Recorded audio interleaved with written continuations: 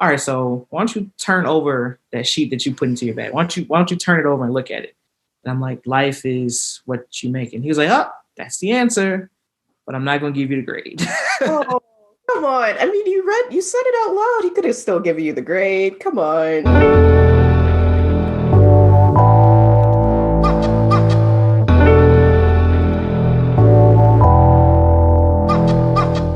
Hi, everyone, and welcome to another episode of the Black Student Success Podcast brought to you by InQuire Hire. Today, joining us is Deon Robinson. Hi, Deon. How are you doing today? I'm great. How are you? I am doing well. Thank you so much for being here. It was my Um, pleasure. My pleasure to be here. Glad I could be a part. yeah. So I'm going to let you have the first question. Same question we ask all of our guests. Who is Deon Robinson, and how would you describe yourself? Deon Robinson is a proud father, um, black man, trying to navigate as best as he can through the world. Family man, deeply in love with his family, and just trying to make sure that everybody is okay, and everybody is all right. That's a strong answer right there. That's awesome. Thank you. Yeah, so we're going to bring it back to just go over your childhood, see what that looks like. Not everyone's childhood looks the same. Not everyone grows up in a two-parent household. So describe that a little bit. What does your childhood look like, and what support did you have growing up? Yeah, so I grew up in a single parent household. I grew up on the south side of Chicago, not too far so right in between Bronzeville and Hyde Park. Um, so like I said, single parent household. It was, it was one of those childhoods where you look back and you kind of see, some of the things that you didn't get, but growing up in it, you saw a lot of things that you did receive, right? So I never thought at any point that I was like poor or like hurting for anything, or I never really got the sense that, I was lesser than anybody else, if that makes any sense. My mom did a great job of, raising me. I was the youngest of three. Um, and I mean, she did a great job, without any male figure in the household outside of my brothers. She worked multiple different jobs. She still was able to help us do homework. She's a very intelligent woman who loves sports. So a lot of sports and music really. So a lot of what she, you know, embodied is, the characteristics that I took on. Like I love sports, I love music even more. So my childhood, was great for, any kid growing up on the South Side. There were different things that you saw a little earlier in life than what most other people would see. But she did a good job of reeling us in and making sure that we knew that there was, two sides into the neighborhood. So there was one coming in and one going out. So you could, see the light at the end of the tunnel, basically. You could see a different life for yourself. You didn't feel trapped or like encapsulated in the same neighborhood. So she did a great job.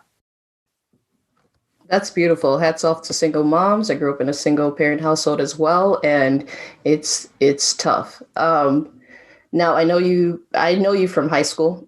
Well, actually before high school, because I had someone correct me in an earlier podcast. I know you from, what was it, sixth grade going into seventh grade? Yep. 6 years. Yeah, through a program held at a college prep high school. Mm-hmm. And so private school is not cheap at all. Nope. Not in Chicago. Not And close. so hats off to your mom. I'm not sure if all of your siblings went to private schools as well, but hats off to her for sure, for sure. Yeah, I was the only one. So my two older brothers went to public school. My mom really, really pushed for me to go to a private school. So Ignatius is where we decided to go. Yeah. All right. So Dion, did you face any adversity growing up during your school experiences at all? And if so, what advice would you give to students to overcome those obstacles? You know what? I did, in my own way, experience some adversity. I think that growing up in public school the way I did, and this may sound braggadocious, but it shouldn't. But school was kind of easy in elementary school. Like it was sort of easy. I didn't feel challenged at all times. Like I had some great teachers in elementary school who, would go out of their way to challenge me with the curriculum, and I appreciate those teachers. But in some aspects, in other grades, it was, it was kind of easy. So navigating between going from public school to a private Jesuit high school that was like tops for education was a huge, adversity. I mean, having to deal with the diversity, the travel, and then dealing with the curriculum by the time you finally get through all of those things. So that was a little bit tough. And I think that what aided me in that was just being open, and this is so ignatious of me, but I mean, just being open to growth. It was really important for me to just, take some of those experiences and really want to learn from them instead of getting bogged down and buried by them. I feel like those things were very instrumental in me, really just broadening my horizons, and, allowing myself to really start to study, because that was another thing, learning how to study, what worked for me, what kind of ways, helped me as far as education. And, in high school, you couldn't always get your teachers to instruct you the way that you wanted to learn. So you had to actually do that extra mile and go a little bit further and say, okay, this is how I learn. So this is how I need to re-educate myself on different things. So if I could give advice to high school students, and even myself back then, I would just say continue to be open to growth and be willing to go that extra mile. Everything that you learn, you may not use later. I mean, that's totally understandable. But in order to get those grades and those marks, you got to be willing to go that extra mile, and that teaches you to continue doing that in your adulthood and even when you get to college and further. So it's really important just to be open to going that extra mile. Yeah, no, I agree. I like how you said to learn how to study. Yeah. I actually felt the same way. I felt elementary school was really easy too. But then getting to high school with the whole diversity switch, mine wasn't exactly the same. But for those of you listening or watching, the South Side of Chicago is predominantly African American. And so coming to our high school that we attended, it was a huge culture shock for many of us, right? Me coming from a school that was primarily international students, mostly from Africa, was also a huge shift as well. It was a huge culture shock. Yeah. Oh, you didn't know that. And so I don't know. I applaud you for being able to work through it, right? And to find what worked for you as opposed to feeling trapped. If you look at our website, we do have study tips as well, for learning how to learn for yourself, but also a little piece of advice I would love to give is don't compare yourself to others and how they learn. If it takes you 2 hours to learn the exact same thing it only takes 10 minutes for someone to learn while sitting in class, don't compare yourself to them. Right. It just takes you a little bit longer to get there. So I love that you basically fought against that to get to where you are. So that's awesome. All right, let's move into what you do. So I don't remember if you said this at the beginning, but Deon is an HR director, which is really cool. You can give me some tips the next time I'm interviewing. No. But tell us, how did you get into HR management, and walk us through your career journey? Was it a straightforward path from college? Did you know what you were going to get into? Talk about that a little bit. Yeah, so I had a really scattered journey as far as getting to where I'm at now. So I started with Chicago Public Schools. I went to college for radio, television broadcast, but I parlayed that into a degree in business communication. So, and I'm eternally thankful for taking the advice of my advisors and my mother, as far as picking up a second major. And so right out of college, I started with Chicago Public Schools. I actually started in the classroom as a substitute teacher. And that's where I realized that teaching is certainly a vocation. It is not for everyone. Everyone should not be an instructor. It is my belief of that. And my hats off to all the instructors out there. So I decided to take it to central office. So I wanted to go to central office and see how I could help the city and the students as much as I could from behind the scenes. And so from there, it was actually Chicago Public Schools that kind of pushed me in the direction of human resources. So it ended up being that each department got splintered into their own kind of subsidy. So each department had their own HR kind of person or their own HR generalist. And so I landed to be that role for substitute education, special education, classroom assistants, things of that nature. And so 9 years later, after being in that role, I decided to leave CPS and to enter into the private sector. And so I moved over to BMO, which actually stopped me being in HR and actually catapulted me into doing project management. And so I did that for a year and a half and felt that, that was the direction I wanted to be in. That was the direction I wanted to go. And then I got a call from a good friend of mine who said, hey, I have this listing for an HR director position that I think you would be great for. They're an upstart company. They are looking for, young, bright people that are willing to grow with the company. I decided to apply, took the interview, and the CEO is actually who interviewed me, and we got along great. Like we, were like-minded. We both had similar paths, though we come from different backgrounds. We both had similar paths. So I got back into HR, and here we are now. I'm the HR director for Lawrence's Fisheries in Chicago.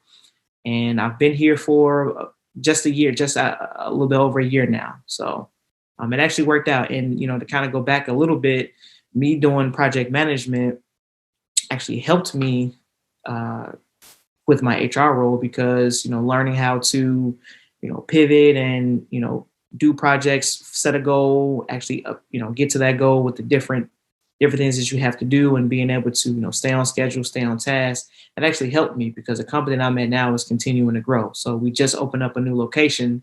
And, if anybody knows, anytime you open up or add a new location or a new franchise, there's a ton of behind the scenes work that has to be done. As far as HR goes, you got hiring, you've got, different things that you need to do as far as, making sure that new location is up to speed. So, it ended up working out pretty well that, my background kind of led me to this director position. So it wasn't a straightforward shot at all. No, absolutely. Okay.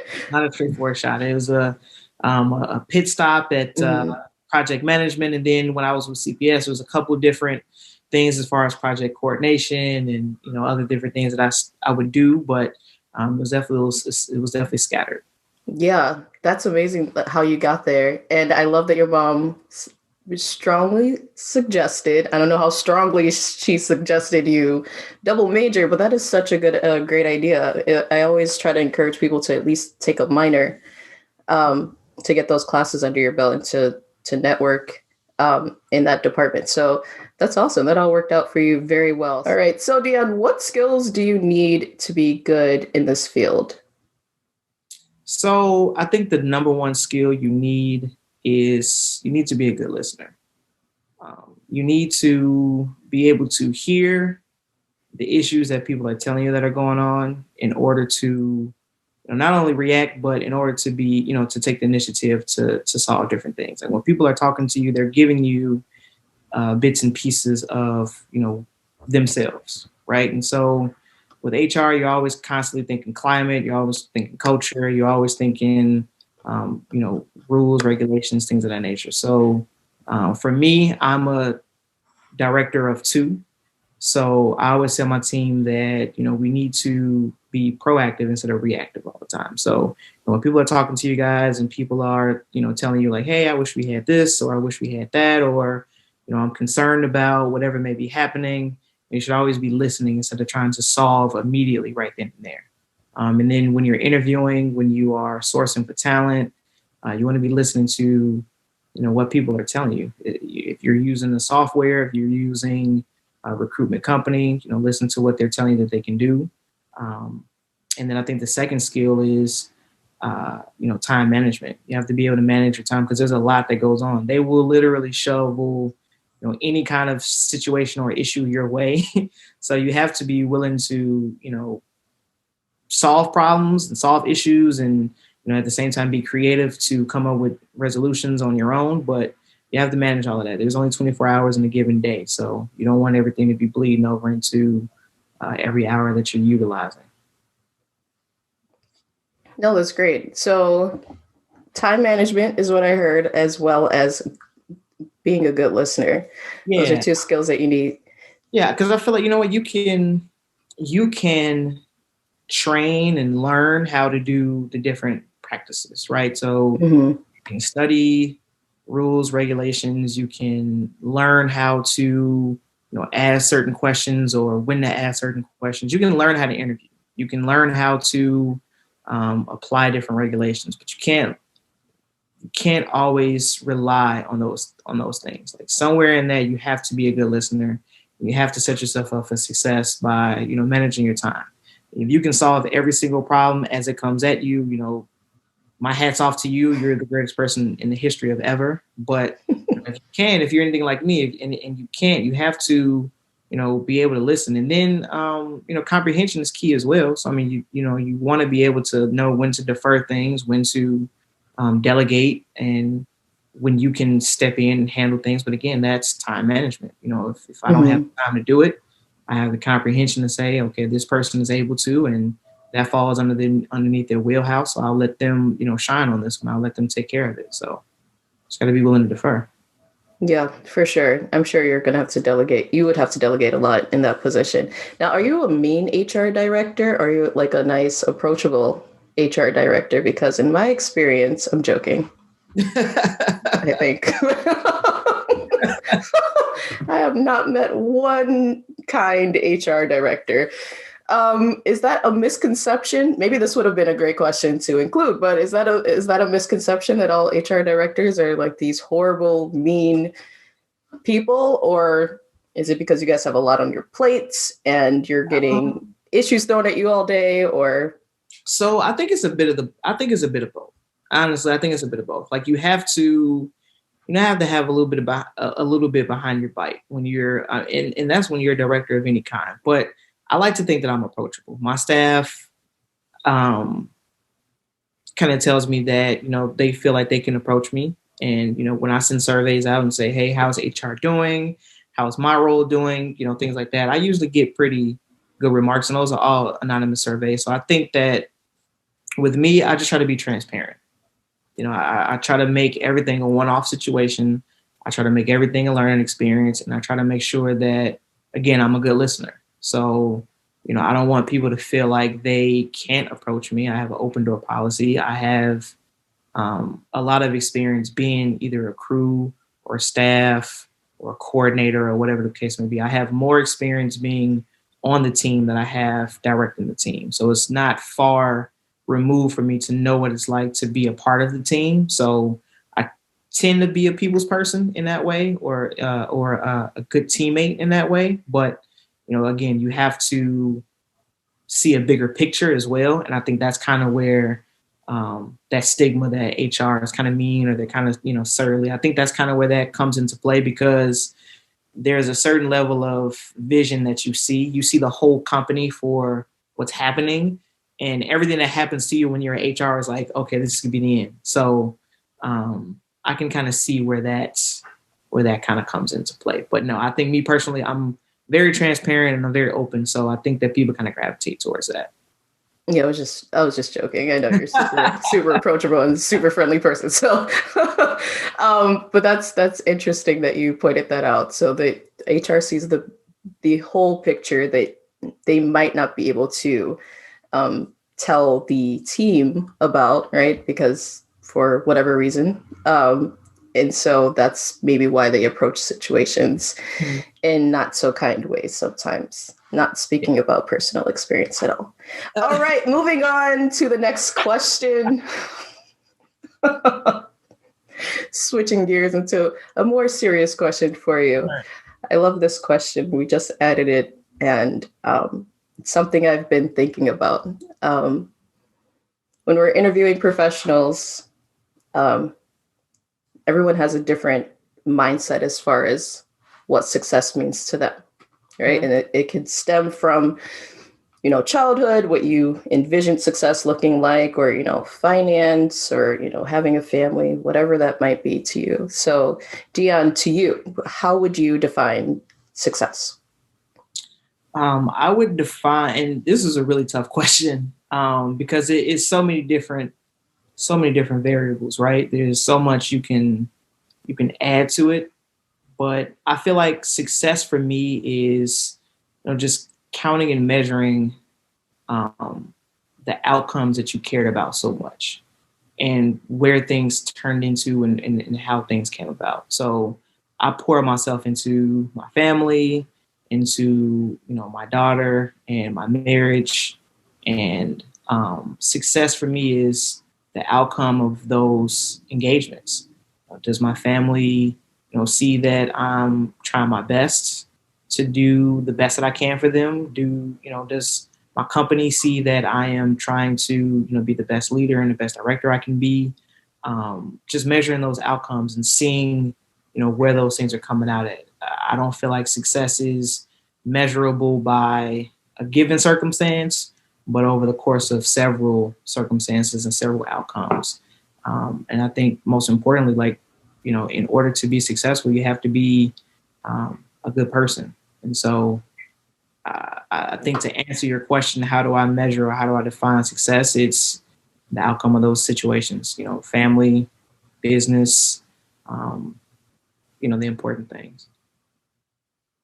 Holding back tears. I'm okay. All right. I feel like when you're younger, you have different ideas as to, what success looks like, right? Like the car, the house. And as you get older, you're like, wait, like those things are important as well. You need some form of transportation depending on where you live, like, right. But it's like the whole family and just keeping that together and making sure everyone's okay. So that's a very good answer. Yeah. So what advice would you give to your childhood self? I love this question. I don't know if my husband asks this question all the time. I love this question because I majored in psychology. Thank you, Marquette. And so I would like to know if you could go back to whatever age it is, and you could just give one piece of advice to yourself or to another, or to other Black students. What piece of advice would that be? I think that I would actually tell myself to, and other students, right? Like I know this concept of time is that not every day is promised, right? And I know we put a lot into every day being, possibly being your last or whatever the case may be, especially if you come up in Chicago. Like there's different things that happen. You can see any amount of news clippings and say like, hey, that happened to a friend of mine or whatever the case may be. But I would tell myself to actually live like there is a future. So, plan for your life ahead of tomorrow, ahead of the next week. Plan like it's supposed to be here tomorrow. There was a lot of things that I wish that I knew as far as financials, as far as being a student, how to prepare myself for college and things of that nature. I think it's very important to just at least attempt to plan for you to have a future. I know growing up in Chicago, South Side, a lot of my friends didn't make it to see certain ages. And that kind of sticks with you. Like it sticks with you in a way that you feel as though, today could be my last. I have to go extremely hard today as if, there's no other tomorrow. But, there could be a tomorrow for you. And that tomorrow is going to be here sooner than you know it. So, try at least to set yourself up for some success later on in your life. Learn about financials, learn about how to save and how to budget. But then also, set a goal for yourself and, see where you are at 25 or at 30. Think about what it would look like at 25 or at 30 or at 35. I love that. Live for the moment, Mm-hmm. but more importantly, plan for the future. I agree with every single thing that you said, just knowing more about finance, prepping for college, all of that. So I could definitely relate to that. I wish we had that. I was a first generation college student. So, yep. You know, Same. I couldn't ask, someone in my household about, hey, what's a trunk party? Like, how do I save for a computer or for a laptop or, things of that nature. And granted, I had a great supporting cast that was more than willing to go find and seek out information for questions that I had. But again, those are things that if I would have known at 16 or 17, I could have planned differently. I could have, I taken a different job or taken a different, scale of work. So. Yeah, no, for sure. I think that was the whole vision behind starting or branching out with InQuire and trying to make it one hub where these questions that we've had and that a lot of us still have as adults, we don't have the answers to because we don't have the resources or the people, the network that other races might have, right? And so, yes, those are all very good points that I 1000% agree with. I wish we had. So that's very good advice. All right, switching gears, time for some fun questions. Okay. The number one, or the first question, what's the number one rite of passage that you think all college students should go through? Now, this could be embarrassing, this could be, humiliating in some form, but what's one rite of passage that you think everyone should go through? Ah, man, there's so many.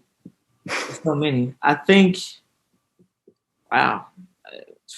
I don't, so thinking about this question, there's so much that came up, and some of them I want to share, but I'm like, that's probably not a good idea to share that out loud. Like, you don't want to encourage people to do that. But I think the number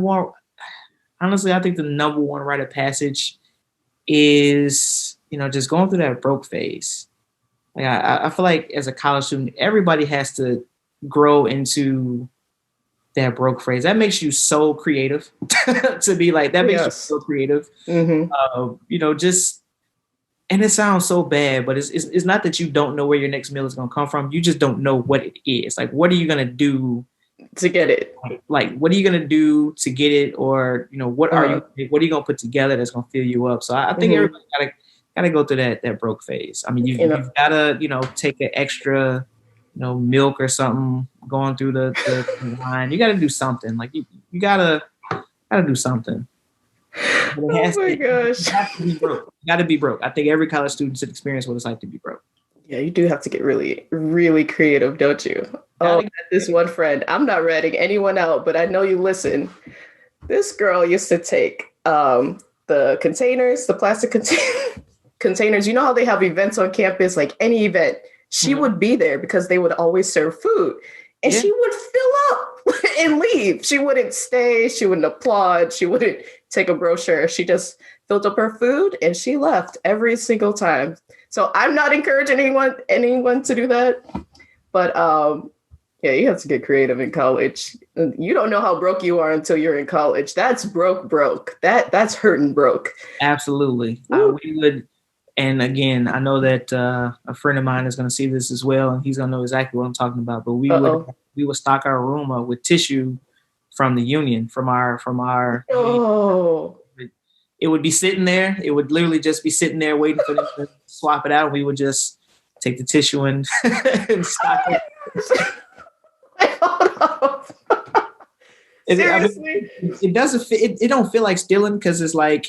It's right there. It's almost like you stacking it for us to take with us. But I mean, it is in a way. That's hilarious. That's a good one. All right. So what's one embarrassing thing that happened to you during school that you feel like sharing, at least? Embarrassing. I mean, you know me from high school, so this is. I want to hear a story. I was one of those people. So most embarrassing. So I got one. So there's a teacher. I'm in their class and I am failing miserably. Like, I'm having like the worst time in this class. Like, backstory. I'm working 36 hours a week in Navy Pier. So I am like dog tired every time I come into this class. And this class is the early morning class. So I'm sleeping through it. Every time I get to class, I'm sleeping What through subject is this? This is English. This is English. Okay. And so I'm sleeping through it every single day. And we're going through one of these modules, and teacher's like, all right, Deon, if you can get this module, I'll give you extra credit. I'll bring you up to speed as far as whatever grade you need. I'll give you the grade. And the module was something that we were supposed to read the day before. Obviously, I did not read it. And it was the most obvious thing in the world. It was literally, I think the response was supposed to be, life is what you make it. And so he's like, all right, Deon, you know what? Since you don't know what it is, we'll play hangman. I'm going to put the sentence on the board, and I want you to guess what the sentence is. And all my friends they're just standing there laughing at me because it's the most obvious thing, because he just passed out the sheet and it says, this is the answer. Life is what you make it. But you're tired. I'm tired. Like I didn't even look at the paper that he gave me. I just picked it up, put it right in my blue bag. And he's like, all right, if you can get it, I'll give you whatever grade you want. And I did not get it. Everybody in the class is just looking at me. They're red in the face. They're laughing their tails off. And I'm sitting there like, yeah, I have no idea what you're talking about. He's like, all right, so why don't you turn over that sheet that you put into your bag? Why don't you turn it over and look at it? And I'm like, life is what you make it. And he was like, oh, that's the answer, but I'm not going to give you the grade. Oh, come on. I mean, you said it out loud. He could have still given you the grade. Come on. Yeah, I had a mighty time with that teacher. That teacher is also, he also showed up to my house because coincidentally we lived around the corner from each other. So his backyard and my backyard were conjoined. And he literally was sitting at home one day when I got there talking to my mother about how I was sleeping in class, eating my Oreos. Like I was, oh my gosh, you weren't just having Oreos in my room. And he was literally sitting there eating my Oreos on my couch talking to my mother about how wow. I was in class all the time. Wow. I probably could have told that story. That's another one. That's hilarious. That is hilarious. All right. So what 3 famous people would you invite to the cookout pre-COVID? So let me ask, does it have to be alive, or can They do not need to be alive. Okay. So I would invite Jay-Z. I would invite Dave Chappelle. And I would invite, I mean, this is bizarre. I don't know if we look at him as a celebrity, but I think I would invite Malcolm X. I mean, I know he's a pioneer, but I don't think anybody would say, oh yeah, the celebrity Malcolm X. I don't think anybody would say that, but those 3. No. Well, he's famous. I said 3 famous people, so that works out pretty well. Yeah. That would be an interesting cookout. Hilarious for sure. Informative and inspiring. Yeah. And then just Jay-Z being there. It would be a balance. Oh, you guys are good. Good balance. That was a good answer. I love that one. That's a good one. All right. And then what are your top 3 memes of all time? Oh, man. I'm a meme sender too. So I send memes instead of words all the time. Oh, my gosh. So I would have to say the Jordan crying face. That's poor guy. I always feel so sorry for him. I do. I can't even laugh. I'm just like, this poor guy. Like, come on. Yeah, I think that's the first one. Mm-hmm. And I don't know how to explain it, but there's a white guy, and he's just like, he looks and he's just like oh yeah. Like he closes his eyes and opens them back up. That one. Yeah. Yeah. That's 2. And then of course the guy with the striped shirt, when he's like he's pretending like he's about to make a phone call. That guy, like those are my 3 favorite. Those are the ones you're sending all the time. Yeah, those are the ones. Nice. All right. Well, thank you so much, Deon, for joining us today. I know you're very busy, so we appreciate you being here. Of course. We will link where to find and connect with Deon in the description. If you have any questions, you can always reach out to us as well, and we can relay them to him. Until next time, peace.